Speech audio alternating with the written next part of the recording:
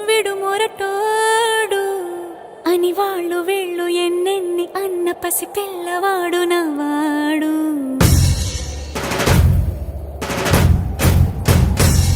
విడుముండోడు అని ఊరు వాడ అనుకున్న గాని మహారాజు నాకు నవ్వాడు.